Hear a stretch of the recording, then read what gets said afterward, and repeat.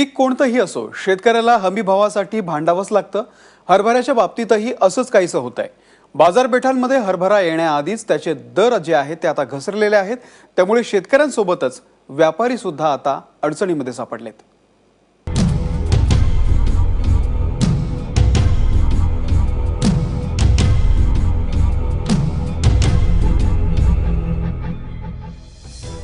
हरभरा हे रब्बी हंगामातील प्रमुख पिकांपैकी एक, मात्र आता तोही परवडणारा राहिला नाही.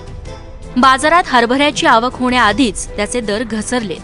4,400 रुपये असा हरभऱ्याचा हमी भाव आहे आणि सध्या शेतकऱ्यांच्या हातात फक्त 3,800 रुपये पडतायत.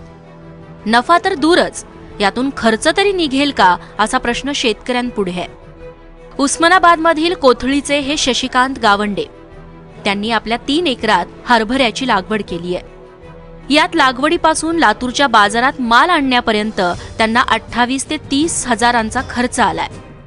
उस्मानाबादची बाजारपेठ सोडून चांगल्या दराच्या आशेनं ते लातूरात आले, मात्र इथंही निराशाच हाती लागली.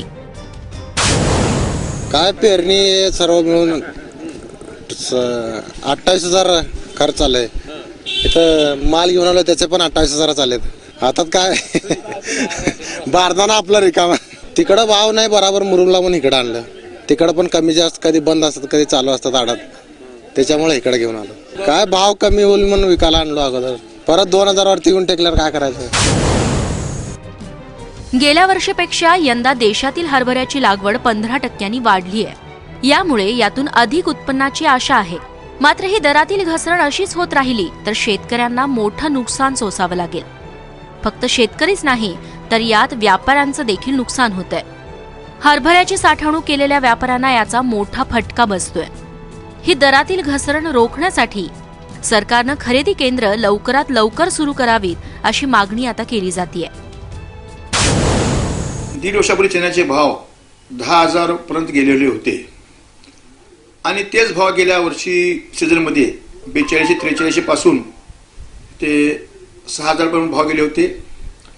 गेल्या वर्षी 5,055 मध्ये व्यापाऱ्यांनी भरपूर स्टॉक ठेवला होता आणि तेच भाव हळूहळू उतरत आज 3500 रुपयापर्यंत चण्याचे भाव आलेले आहेत. व्यापारी तर अडचणीत आहेत आणि शेतकरी अडचणीत आहेत. पुढचा क्रॉप खूप मोठा दिसतोय आणि डाळीला बिलकुल उठाव नसल्यामुळे आज 10,000 विकणारा चना आज 4,000च्या आत गेलेला आहे. 20 जानेवारी नंतर किंवा ह्या मंथ एंडला खूप मोठ्या प्रमाणात आवक आपल्याकडे चालू होईल. त्यावेळेस थोडे भाव अजून खाली येतील.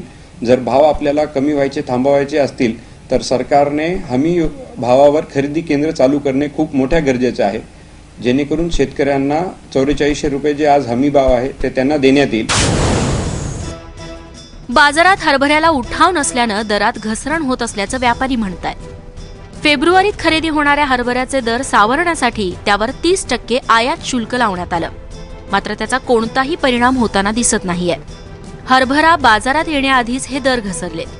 तो बाजारात आल्यानंतर किती दर मिळेल आता याचीच काळजी शेतकऱ्यांना आहे. निशांत भद्रेश्वरसह ब्युरो रिपोर्ट, ABP माझा, लातूर.